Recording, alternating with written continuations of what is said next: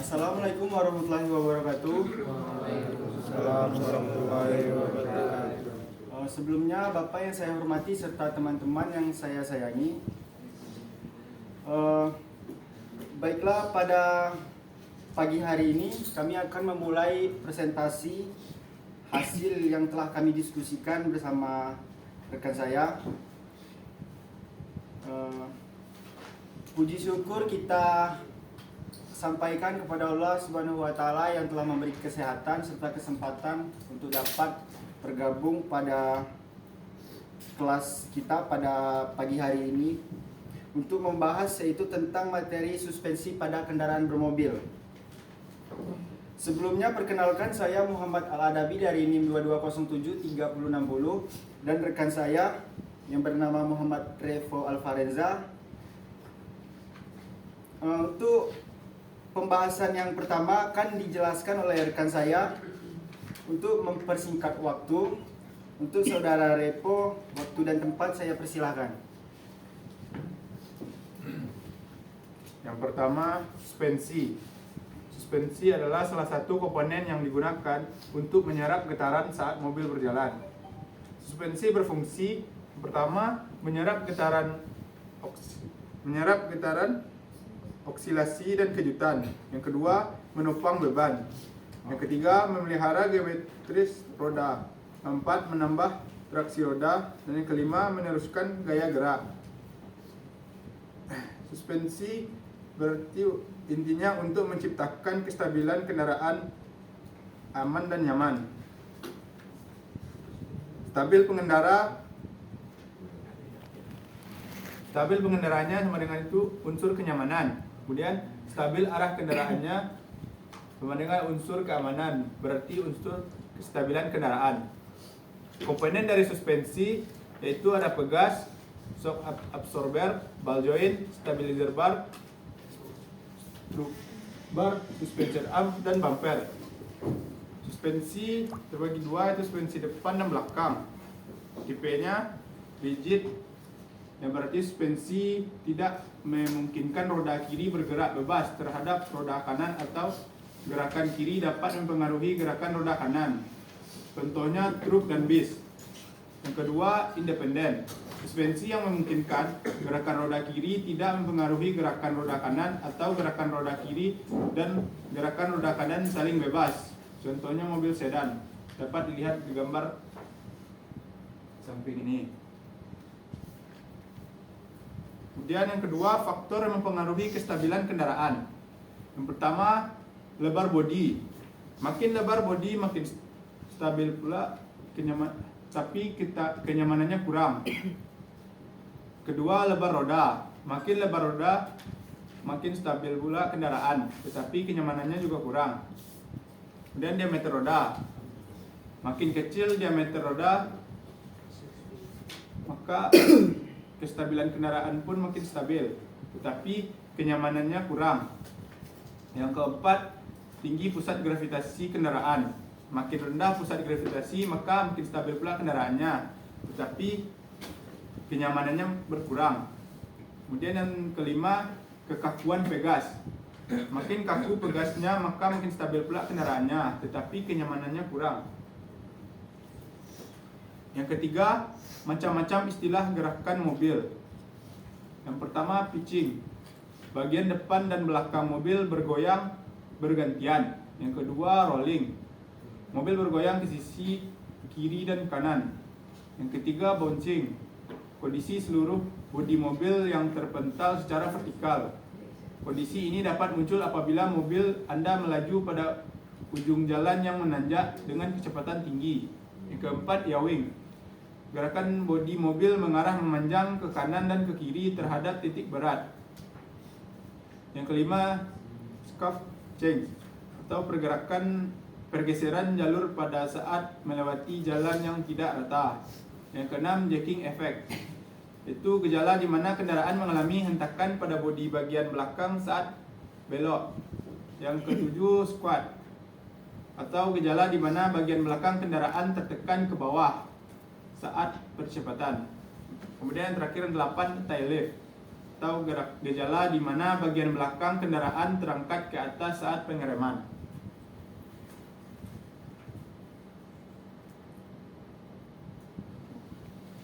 Kemudian materi selanjutnya akan dilanjutkan oleh Muhammad Al-Arabi. Baiklah tuh teman-teman, saya akan menjelaskan lanjutan dari saudara Repo tadi. Kita masuk ke bagian komponen suspensi dan fungsinya. Jadi di bagian komponen itu terdapat ada 9 komponen beserta fungsinya. Yang pertama ada spring pegas. Spring pegas itu untuk menyerap berbagai getaran atau kejutan yang dihasilkan dari gesekan antara roda mobil dengan jalan supaya bisa diteruskan pada mobilnya. Bisa kita lihat seperti ada gambar yang saya sediakan contoh pegas. Kemudian yang komponen kedua adalah shock absorber. Jadi shock absorber itu berfungsi untuk meredamkan oksilasi atau gerakan naik turun yang ditimbulkan oleh pegas saat sedang menyerap getaran. Sebuah shock absorber terdapat sebuah cairan minyak. Bisa kita lihat seperti yang saya sediakan gambarnya di sebelah kanan. Kemudian untuk komponen ketiga ada ball joint, yaitu berfungsi untuk menerima beban lateral atau horizontal dan akan berguna sebagai sumbu putaran saat kendaraan tersebut hendak berbelok arah. Kemudian komponen yang keempat itu ada stabilizer bar, berfungsi untuk menjaga keseimbangan bodi mobil saat berbelok.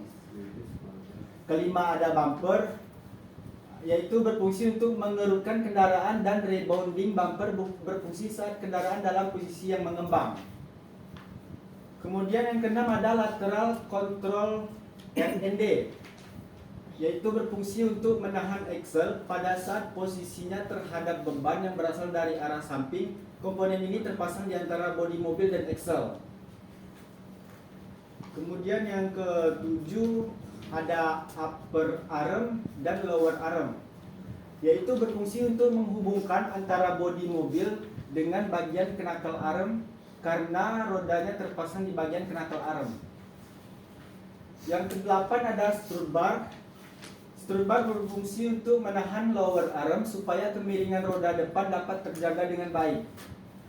Dan yang terakhir ada knuckle arm, tempat dudukan dari roda, bearing roda, hingga perangkat rem, cakram ataupun tromol. Dengan adanya knuckle arm ini, roda-roda mobil Toyota bisa dengan bebas bergerak dan berbelok ke segala arah. Oke, lanjut. Di sini saya akan menjelaskan secara detail mengenai komponen-komponen tadi. Sekarang mengenai komponen spring atau pegas.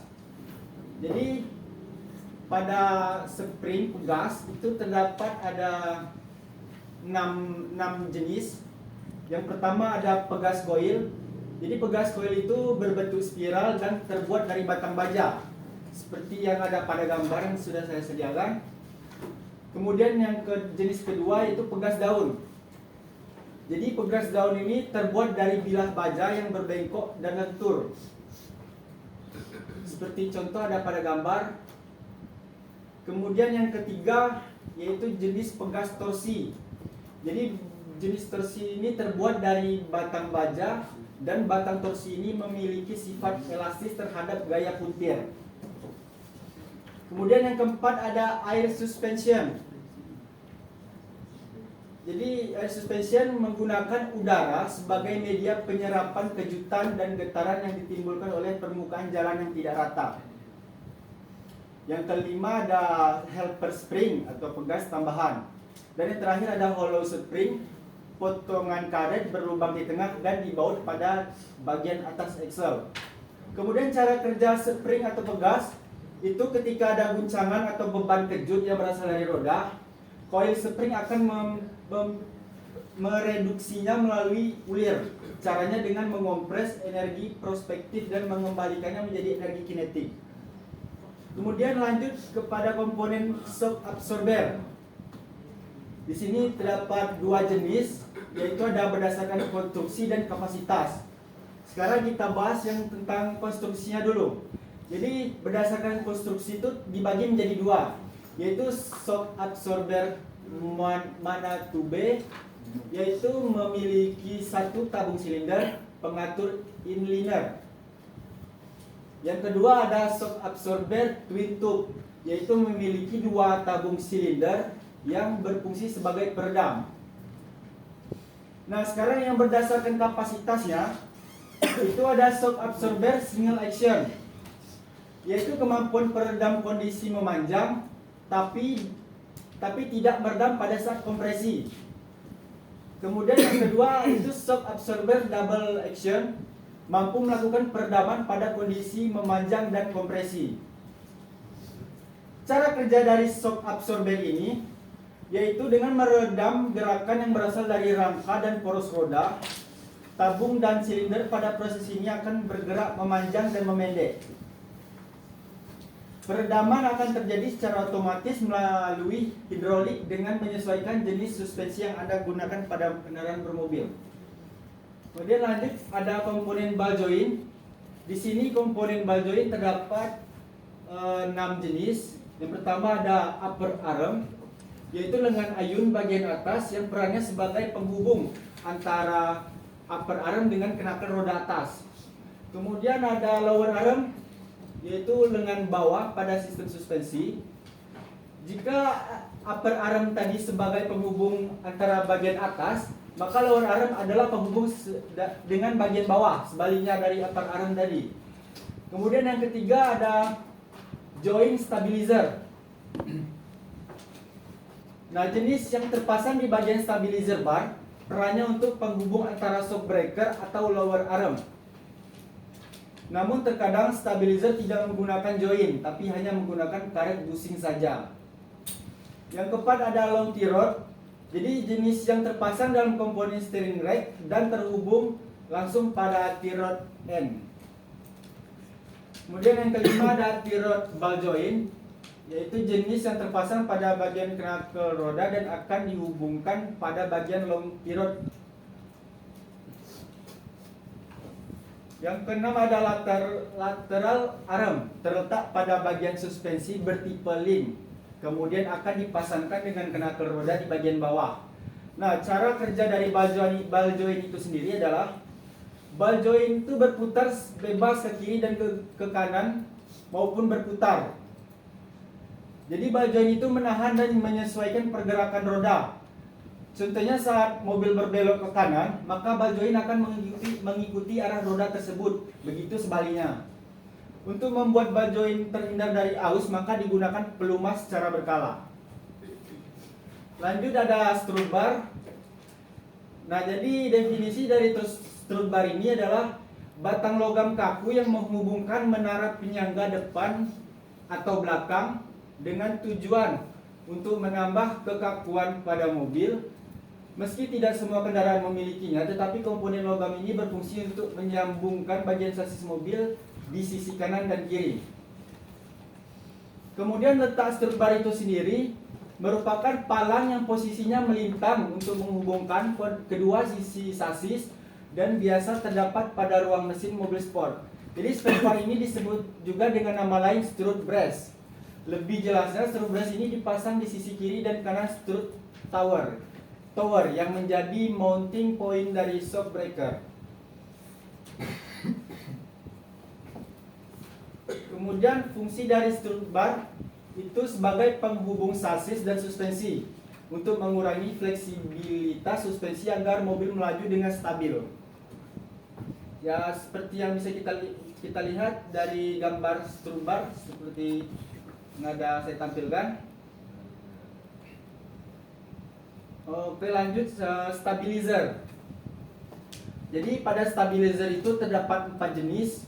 Yang pertama ada roll bar, anti roll bar atau sway bar. Jadi komponen ini untuk mengurangi dampak sensitivitas kendaraan, yaitu overturn dan understeer saat mobil bermanuver di jalan berbelok. Kemudian yang kedua, jenis kedua itu ada strut bar sebagai penguat atau penambah rigiditas mobil ketika melakukan manuver.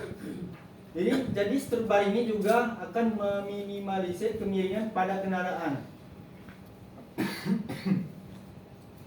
Jenis yang ketiga ada front lower bar dan rear lower bar. Kedua jenis ini berfungsi sebagai penghubung lower arm dengan sasis mobil. Keberadaan front lower bar sebagai stabilizer mobil bagian depan serta rear lower bar sebagai stabilizer mobil bagian belakang, dan akan membuat performa lebih maksimal. Jenis stabilizer ini yang membantu kenyamanan pengendara di perjalanan. Kemudian yang keempat ada underbrace. Nah, jenis ini terpasang pada sasis mobil di bagian bawah, tengah, depan dan belakang yang berfungsi sebagai pengurang tingkat kelenturan sasis mobil. Hal ini memberikan kekokohan pada mobil serta membantu mobil terjaga stabilitasnya meski menampung beban yang sangat berat. Kemudian cara kerja stabilizer itu sendiri yaitu ketika roda kiri dan roda kanan mobil bergerak ke bawah dan ke atas secara bersamaan, maka pada stabilizer ini tidak akan mengalami puntiran. Sedangkan mobil sedang bermanuver atau berbelok, pegas mobil akan mengalami tekanan dan roda bagian dalam menjadi lebih mengembang. Adapun untuk menjaga sistem komponen stabilizer, terdapat alat yang bernama fault stabilizer mobil yang mampu meredam noise voltage pada sistem kelistrikan mobil. Jadi noise yang muncul kadang melalui generator. Apa dingin itu? Hah? Kering wah. Masih panjang? Sedikit lagi Pak. Ya. Jadi noise yang muncul kadang melalui generator atau alternator atau sistem pengapian yang menghasilkan noise sehingga membuat listrik mobil bermasalah. Oleh karena itu, fault stabilizer akan membantu sistem kelistrikan mobil tetap terjaga. Nah, jadi baiklah teman-teman semuanya, itulah hasil diskusi kami pada kali ini. Kemudian kami akan membuka sesi untuk kritik terlebih dahulu. Jika kawan-kawan ada yang mengkritik dari hasil yang kami diskusikan, waktu dan tempat saya persilahkan.